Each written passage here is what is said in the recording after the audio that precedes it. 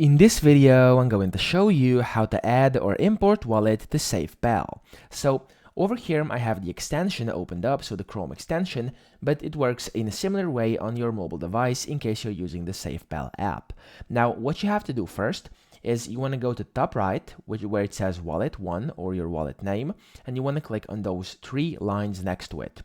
After that, at the bottom, it says Add Wallet. Click on that, and then you want to click on Import Wallet, via which you'll be able to import a new wallet. So if you just want to add a new one and create it, you want to click on Create Wallet. But if you want to import one, you can click Import.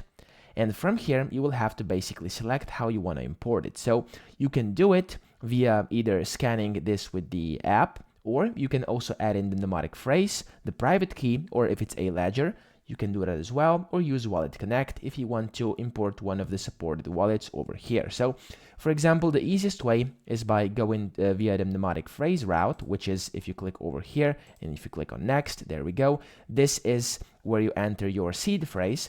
So it can be 12, 15, 18, 21, or 24 words, and you have to just type them in, click on Next, and you will successfully import your wallet. You can also use the private key over here. You can input the private key, select the network, and after that, press Next, and your wallet will be imported. Now, these are the most common ways. You can also use Ledger, as I said, Wallet Connect, or the observation mode. So that's pretty much it. That's how to add or import wallet to SafePal. I hope this video helped you out. If it did, please subscribe to the channel and help me out as well.